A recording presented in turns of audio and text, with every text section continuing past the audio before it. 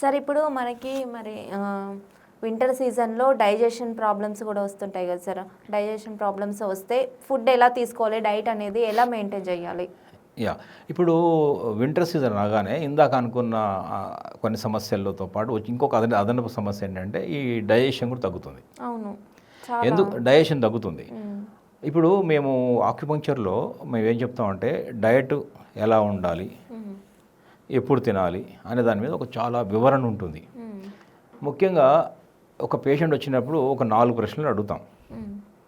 ఏ patient అయినా నాడి చూసి లేదా చూడక ముందు కానీ చూసిన తర్వాత ఒక 4 ప్రశ్నలు అడుగుతాం. Basic fundamental questions any acupuncturist అడుగుతారు.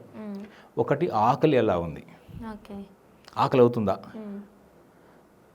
ఆకలి లేదా, టైం ప్రకారం తింటున్నారా, టైం 12 అయింది తింటున్నామా, ఆకలి అయి తింటున్నామా, అదొక క్వశ్చన్ అడుగుతాం. రెండవది, డైజెషన్ ఎట్లా, అరుగుదల ఎట్లా ఉంది, తినదరగలగా అరుగుతుందా లేదా, అదొకటి అడుగుతాం. మూడవది, అరిగిన తర్వాత ఎలిమినేషన్, ఎక్స్క్రీటరీ అంటాం కదా, ఎక్స్క్రీషన్, మోషన్, యూరినేషన్ ఎలా ఉంది, మూడో ప్రశ్న. లేడీస్ అయితే సైకిల్స్ ఎట్లా ఉన్నాయి, మంత్లీ సైకిల్స్ ఎట్లా ఉన్నాయి, అది కూడా ఎలిమినేషనే కదా అది.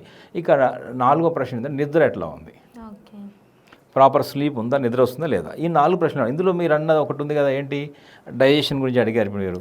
సో అందులో అడిగాం కదా, అరుగుతుందా లేదా అని. సెకండ్ క్వశ్చన్ అది ఉంది కదా. వింటర్లో డైజెషన్ తగ్గుతుంది.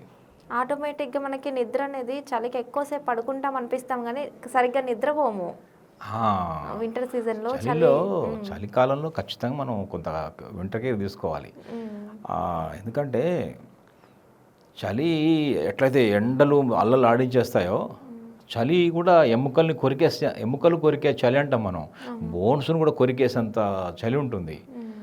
మన చలికాలంలో వీధుల లోపల షెల్టర్ లేని వాళ్ళు, సరిగ్గా కప్పుకొని వాళ్ళు చూసారా, చనిపోతారు చలికి, గడ్డగట్టుకుపోతారు, అంత చలి ఉంటుంది. ఈ సీజన్లో మరీ ఎక్కువ ఉందని అంటున్నారు. అందువల్ల బేసిక్గా మనం తీసుకోవాల్సిన జాగ్రత్తల్లో మీరన్న డైట్తో పాటు కొంచెం చలికాలం తీసుకోవాల్సిన జాగ్రత్తలు ఏంటంటే ఊలెన్ దుస్తులు వేసుకోవాలి.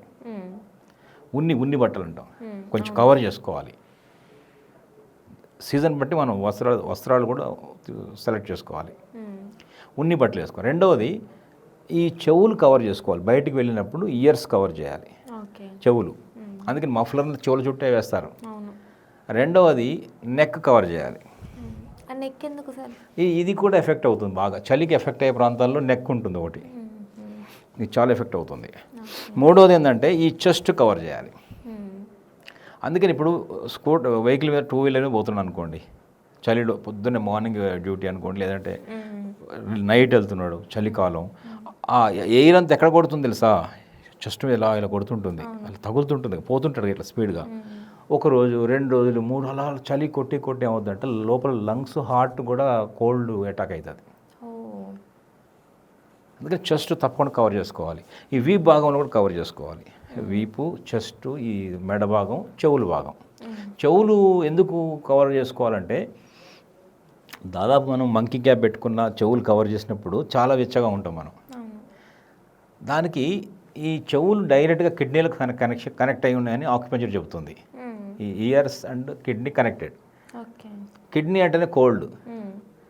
సో ఈ చెవుల్లో నుంచి ఏమైనా కొంచెం చల్లని గాలి వెళ్ళిందంటే ఇమ్మీడియట్గా కిడ్నీ అంటే కూల్ పెరుగుతుంది, బాడీలో కోల్డ్నెస్ ఎక్కువ అవుతుంది. తలలోని కోల్డ్నెస్ వచ్చిందంటారు చూసారా, సర్ది, ఈ విండ్ చల్లని గాలుడు కానీ లోపలికి వచ్చేస్తే ఈ ఆటోమేటిక్గా ఈ తలలో భారం అయిపోతుంది, సమస్యలు స్టార్ట్ అవుతాయి. అందువల్ల అది లోపలికి ఎంటర్ కావడానికి చెవులు చాలా పెద్ద మార్గాలు కవర్ చేయాలి. అదొక రెండవది ఏమంటారంటే కొంత ఇంటర్నల్ లోపల ఉన్న హీట్ కూడా చెవిలో నుంచి బయటికి పోయే అవకాశం ఉందంటారు. సో కవర్ చేస్తే లోపల హీట్ కూడా బయటికి పోదు. బయట చలి లోపల రాకుండా, లోపల ఏదైనా హీట్ ఉంటే బయటికి పోకుండా కాపాడుతుంది అది. అందుకని చేయాలి. అది కనెక్టెడ్ టు మన మేజర్గా చలిని కాపాడే దాంట్లో అది ఉపయోగపడుతుంది. సో ఇది దుస్తులకు సంబంధించింది. అట్లే కొంచెం ఉన్ని అంటే అదేమంటాం మనం, మన ఉన్ని వస్తువులు అంటే ఊలెన్ బాగా ప్రొటెక్షన్ వస్తుంది మనకు. ఇది ఇక డయట్లో కూడా ఏం చేయొచ్చు అంటే మామూలుగా టీ కాఫీలు ఉంటాయి కదా, మిల్క్తో అట్లాగా కాకుండా గ్రీన్ టీ మంచిది ఈ సీజన్లో. గ్రీన్ టీ బాడీలో హీట్ జనరేట్ చేస్తుంది. వింటర్లో మనం గ్రీన్ టీలు తాగొచ్చు. మ్మ్. అట్లాగే మామూలు ఫ్రూట్స్ కోల్డ్ కదా మనకు, అవును. దానికన్నా డ్రై ఫ్రూట్ మంచివి. ఓకే. అంటే నార్మల్ ఫ్రూట్స్ కన్నా డ్రై ఫ్రూట్స్ హీట్ జనరేట్ చేస్తాయి, అవును. మామూలు ఫ్రూట్స్ కోల్డ్ క్రియేట్ చేస్తాయి. మ్మ్. కొంతమంది సర్ది వస్తుంది అంటారు కదా, అందుకని డ్రై ఫ్రూట్ ఏం కాదు. సో ఈ సీజన్లో మనం అంటే సీజన్ బట్టి డయట్ కూడా మార్చుకోవాలి. ఇంకోటి హీట్ జనరేట్ చేయడానికి చేసే పదార్థాలు కొన్ని ఉన్నాయి. ఫర్ ఎగ్జాంపుల్ ఆమ్లా, మ్మ్. వగరు ఉంటుంది సార్, అది కూడా మనకు చాలా హెల్ప్ అవుతుంది. అవునా?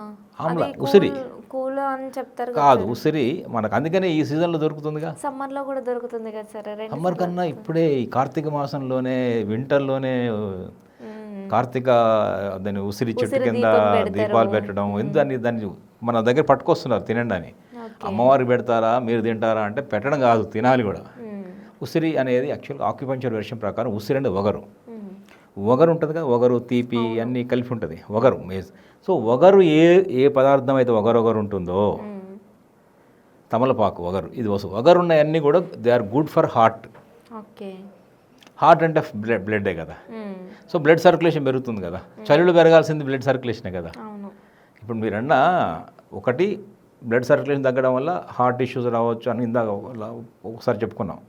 ఇప్పుడు చెప్తున్నాం ఈ బ్లడ్ సర్క్యులేషన్ లేకపోవడం వల్ల ఈ డైజెషన్ కూడా జరగడం లేదు. డైజెషన్లో కూడా ఇక్కడ ప్రాపర్ బ్లడ్ కావాలి, ప్రాపర్ అగ్ని కావాలి, జఠరాగ్ని అంటాం. అరిగించే శక్తి హెచ్సిఎల్, హైడ్రోక్లోరిక్ యాసిడ్ అంటాం.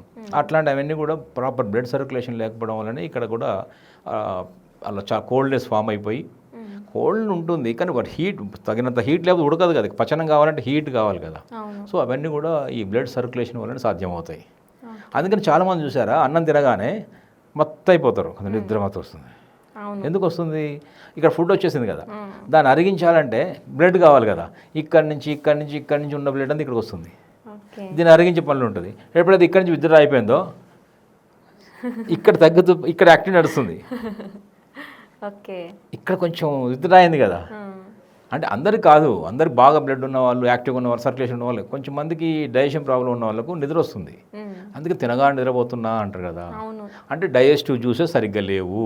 అప్పుడు ఆ బాధ కష్టపడి డైజెషన్ చేస్తుంది కాబట్టి మిగతా ఆర్గాన్స్కి రెస్ట్ ఇచ్చేసి ఇక్కడ పని చెప్తుంది. అప్పుడు మీరు అందుకని అన్నం తినగానే స్నానం చేయొద్దు అంటారు. ఎందుకు చేయకూడదు? ఎందుకు అవుతుంది అంటే లోపల హీట్ అయ్యి ఉడికించే టైంలో మళ్ళీ పైనుంచి మనం నీళ్ళు పోస్తున్నాం కదా, అక్కడ వచ్చేసింది, దాన్ని ఉడికిస్తుంది, పచనం చేస్తుంది. ఆ పనిలో ఉంటే మనం ఇంకా మళ్ళీ పైనుంచి నీళ్ళు వేస్తున్నాం. అందుకని స్నానం చేయొద్దు అంటాం. ఒక లాజిక్ దానికి పెద్దవాళ్ళు చెప్పారు. దానికి సైంటిఫిక్ రీజన్ మనకు తెలిసి ఉంటే ఏంటంటే మనం ఇక అందరు చెప్పడం వీలు ఉంటుంది. మనం కూడా వాళ్ళు చెప్పారు కాబట్టి మనం చెప్తున్నాం. మన పిల్లలు అడుగుతారు ఈ రోజుల్లో, ఎందుకు మమ్మీ, ఎందుకు నేను అన్నం తినగానే స్నానం చేసి తిన్నా ఒకటే, తిని స్నానం చేసిన ఒకటే కదా అనొచ్చు. దానికి లాజిక్ రీజన్ మనం చెప్తే వాళ్ళకు పర్మనెంట్గా వాళ్ళ బ్రెయిన్లో ఉండిపోతుంది. వాళ్ళ కూడా జనరేషన్ కూడా ఫాలో అవుతారు. అందువల్ల